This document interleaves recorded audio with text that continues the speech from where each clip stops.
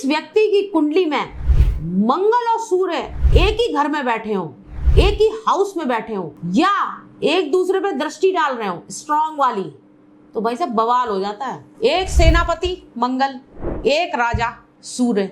सोचो, राजा कहता है अधिकार की बात करता है, मैं राजा हूं, उसका अपना ईगो है, उसका अपना डोमिनेशन है, उसकी अपनी प्लानिंग है, उसकी धन शक्ति, उसकी कमिटमेंट, उसके एफर्ट्स, वो उसकी बात करता है सूर्य। और मंगल कहता है ये सब तो ठीक है, लेकिन राजा जी उठो यहाँ से, मैं सेनापति हूँ, चलो मेरे साथ आगे बढ़ते हैं। तो जिसकी कुंडली में सूर्य और मंगल बैठा है वो बहुत बड़े योद्धा होते हैं।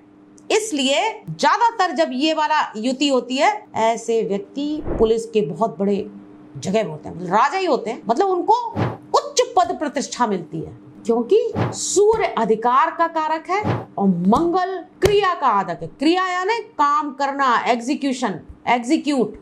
ऐसे ही व्यक्ति बड़े बड़े ब्यूरोक्रेट, बड़े बड़े आर्मी ऑफिसर्स, बड़े बड़े पुलिस ऑफिसर्स होते, इनके पास ऊर्जाओं का, इनके आभा मंडल की ऊर्जाएं इतनी होती हैं, समुद्र की लहरों की तरह, सुपर डुपर एग्रेसिव होते हैं ऐसे लोग। इनको संभालना बहुत कठिन है, इनको हर समय काम चाहिए। जैसे जिन्न की कहानी सुनी होगी, वो हर समय काम चाहिए, ऐसे इनको काम चाहिए। अगर आपने इनको काम में बस नहीं रखा तो इनका खून अंदर ही अंदर उबाल मारने लगता है। तो मैं हर समय बोलती हूँ, जिसका सूर्य तेज है या मंगल तेज है, उसको दौड़ना, भागना, स्विमिंग ये करो ताकि एनर्जी तो निकले बाहर फटफट। और सोचो, आपने 2 शेरों को बिठा दिया, 2 आग के गोलों को, तो क्या होगा फिर? तो साहस ही साहस, निडरता ही निडरता, आग में कूदने वाली क्षमता होती फिर तो इन लोगों की। एक राजा और एक सेनापति मिलके कितना बड़ा आग का गोला बन जाता। अब ये वाली कहानी जो है वो तो बहुत अच्छी, ये तो ऐसे व्यक्तियों का ये तो हो गया प्लस पॉइंट। इसके कुछ माइनस पॉइंट भी हैं, ड्रॉबैक्स भी हैं।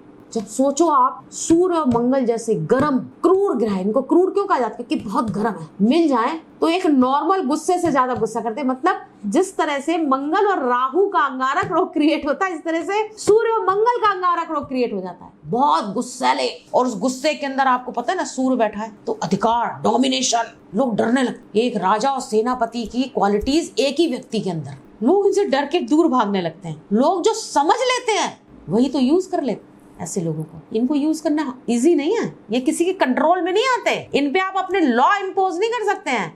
इनसे काम निकलवाने का एक ही तरीका है, जी सर, आप जो चाहो वही होगा। फिर आप देखो जरा, ऐसे व्यक्ति बहुत हठी होते हैं, जिद्दी होते हैं। ऐसे व्यक्ति, राजा कभी भी बुराई सुनेगा या सेनापति कभी सुनेगा? राजा से सुन सकता है थोड़ी बहुत, और अगर राजा ने ज्यादा लेने की कोशिश करी सेनापति की, वो कहेगा भैया जा रहा हूं मैं, और किसी से करवा लो। सिंपल फंडा है दोनों का। इसलिए दोनों बड़े पक्के दोस्त हैं, बहुत गहरी दोस्ती है दोनों में, और इतनी गहरी दोस्ती कभी एक दूसरे पे भी तलवार उठा लेते हैं। दोनों तेज है, दोनों से दबना ही नहीं चाहते एक दूसरे से। तो किसी भी युति के, किसी भी मिक्सचर के साइड इफेक्ट्स भी हैं, ड्रॉबैक्स भी हैं और प्लस पॉइंट। तो अब ये जो सूर्य मंगल की जो युति है वो हर भाव में ना अलग अलग परिणाम देती है। पहले भाव में अलग है, दूसरे भाव में पैसे से रिलेटेड बहुत एग्रेसिव, जिसका जो क्वालिटीज है जिस हाउस की, उसको ये एनहांस कर देते हैं। तो सूर्य मंगल भी अपने आप में एक बॉम्ब है बहुत बड़ा। ऐसा व्यक्ति हजारों में एक होता है।